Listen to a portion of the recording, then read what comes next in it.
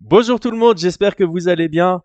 Avec l'annonce Benoît Saint-Denis contre Dustin Poirier en 5 rounds lors de l'UFC 299, on en oublie qu'il y a eu une deuxième grosse annonce cette nuit faite par Dana White pour l'UFC 300. Il s'agit du combat entre Charles Oliveira et Arman Tsarukyan dans la division des lightweight, la même division que Dustin contre Benoît. Et c'est annoncé comme étant le One Contender Fight, ce qui signifie que le vainqueur de ce combat affrontera Islam Makhachev. Dana White a dit que normalement c'était Charles Oliveira qui devait prendre Islam Makhachev, mais Makhachev est encore légèrement blessé et fera son retour en été. Donc on s'attend à ce que le vainqueur entre Tsarukyan et Charles Oliveira rencontre Islam Makhachev en été. Et moi, ma première question avant de me lancer, c'est Justin Gaethje. Qu'est-ce qu'on en fait? Justin Gaethje avait dit qu'il voulait attendre le retour de Islam Makhachev pour son title shot. Mais ici, on sait que Islam ne reviendra que en été. Lors de son retour, ce sera contre le vainqueur du combat qui vient d'être annoncé pour l'UFC 300.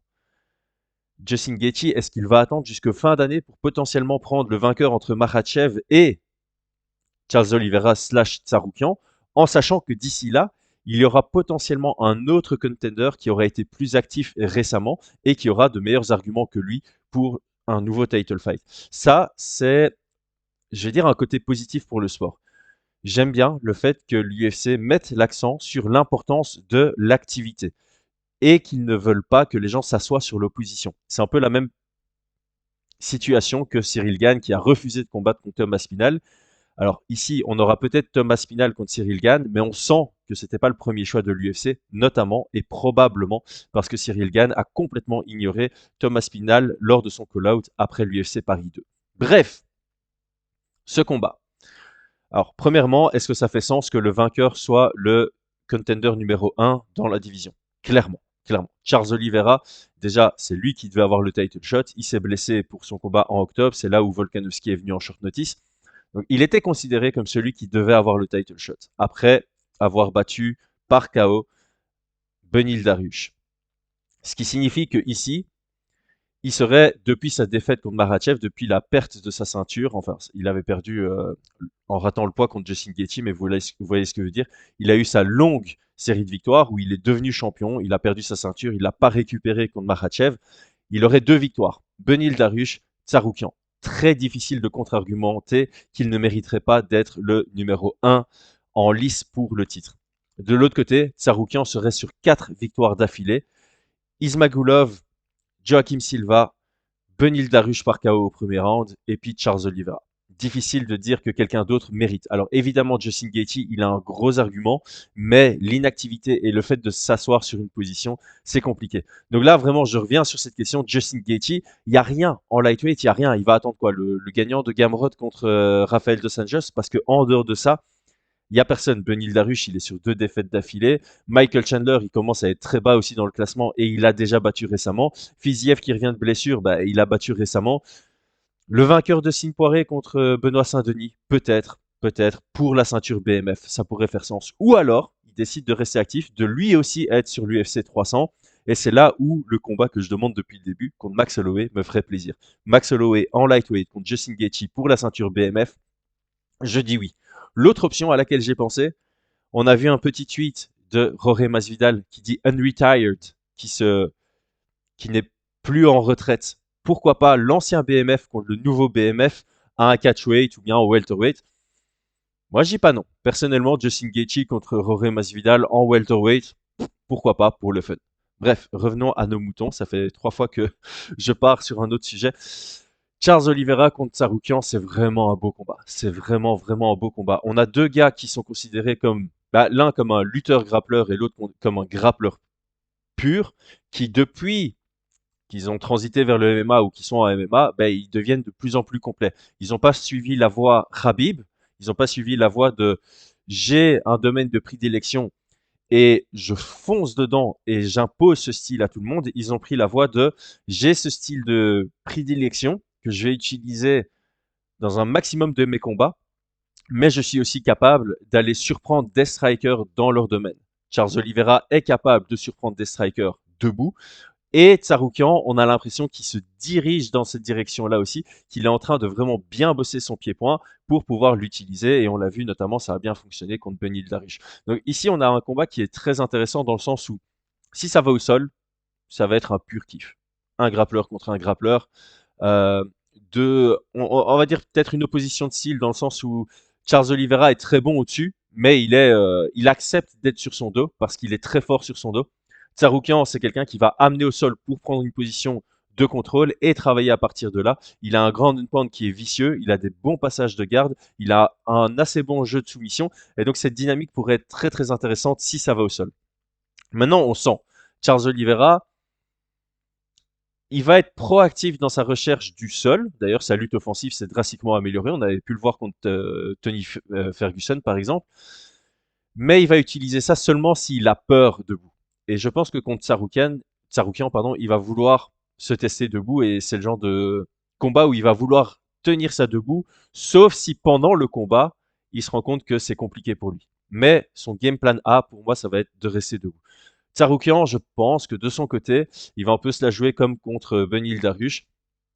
Il va vouloir montrer qu'il veut rester debout pour mieux cacher sa lutte plus tard dans le combat. Et tant que ça reste debout, c'est beau aussi. C'est pour ça que ce combat est génialissime. C'est parce que si c'est debout, ça va être chouette. Ça va pas être deux grappleurs avec un mauvais striking qui s'affrontent. Ça va pas être Demian Maia contre Ben Askren debout. Ça va pas du tout être ça. Ça va être vraiment beau debout. Si ça va au sol, peu importe qui cherche. On sait que Charles Oliveira, il l'utilise pas beaucoup, mais il a une bonne lutte offensive. Tsaroukian, il a une très très bonne lutte défensive. Ça peut donner de chouettes scramble debout, on va appeler ça comme ça. Et Tsaroukian, de son côté, il doit travailler sa lutte en chaîne, mais il a une très bonne lutte offensive. Et on va voir si l'objectif de Charles Oliveira, ça va être d'utiliser de l'énergie dans sa lutte défensive, ou plutôt laisser aller au sol et utiliser son énergie une fois qu'il est dos au sol, en essayant de faire en sorte que quand il se retrouve sur son dos, ben, il soit avec son adversaire dans sa garde. Donc tout ce combat est absolument magnifique. Alors on n'a pas encore la news. Autant Dana White a précisé que Benoît Saint-Denis contre Dustin Poirier, ce sera en 5 rounds, autant là il l'a pas précisé. On doit partir du principe que ce serait en 3 rounds, ce que je déteste absolument. Au même titre que Charles Oliveira contre Benil Dariush, j'aurais voulu que en tant que co-main event, ce soit en 5 rounds, parce que tous les combats, pour moi, tous les combats où on est en train de définir le contender, le prochain contender, ça doit être en 5 rounds. Et j'ai peur que ce soit Charles Oliveira qui n'ait pas voulu de 5 rounds. En tout cas, c'est pas encore annoncé. J'espère que dans les négociations, on va se diriger vers là. Je veux ce combat en 5 rounds. Même si en 3 rounds, on se dit, bah, ils vont mettre de l'intensité de dingue, ça va être ultra divertissant pour les fans. Je suis d'accord. Mais ça, c'est une vision à court terme. C'est une vision, juste ce combat-là, je veux qu'il me fasse kiffer. Ce combat-là nous fera kiffer aussi en 5 rounds, s'il est prévu en 5 rounds et que ça dure 5 rounds, au même titre que si ça finit plus tôt. Mais au moins, encore une fois, d'un point de vue préparation, les deux vont se préparer pour un 5 rounds ici au mois d'avril. Et au retour de Islam Makhachev, ben, ça fera une deuxième préparation d'affilée pour un 5 rounds ou plus, puisque le dernier combat de Tsaroukian, c'était également prévu sur 5 rounds. Donc, moi, je trouve ça important. Je trouve ça important parce que si on a des contenders qui arrivent dans un title fight sans être préparés à un 5 rounds sur leur combat précédent, c'est un avantage pour le champion. Alors ici, je sais, Tsaroukian, il a déjà fait des combats en 5 rounds, notamment contre Gamrot, une vraie pépite. Charles Oliveira, c'est l'ancien champion, donc il a plusieurs combats qui étaient prévus sur 5 rounds. Ça n'a pas duré les 5 rounds, mais c'était prévu pour. Donc il a déjà eu des préparations pour. Mais j'aimerais que le dernier combat, le combat le plus récent, le soit aussi. C'est toujours un truc qui va davantage m'intriguer ensuite pour le title fight. Bref, cette annonce, elle est énorme parce que le combat est génial, qu'ils soient en 3 rounds ou en 5 rounds. Moi, je sais quelle est ma préférence. Et en plus de ça, ça donne de l'enjeu. Il y a un vrai enjeu derrière et ça donne des interrogations aussi par rapport à Justin Gaethje. Et ça pourrait nous indiquer qu'il y a une grosse annonce qui arrive parce que Dana White a dit que l'UFC 300 sera absolument dingue.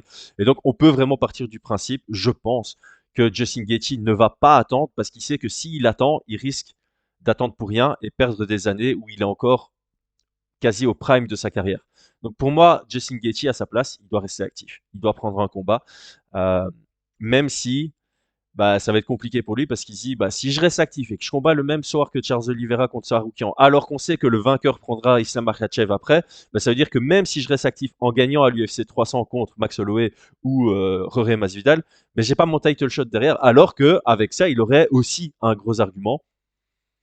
Mais au moins, peut-être que quelqu'un d'autre ne pourra pas lui couper l'herbe sur le pied pour être le suivant. Donc il pourrait se dire, bah, je combats ici à l'UFC 300 et puis j'attends décembre pour être le dernier main event de l'année pour le vainqueur Makhachev contre le vainqueur euh, Tsaroukian, Tsaroukian Oliveira. Bref, long monologue.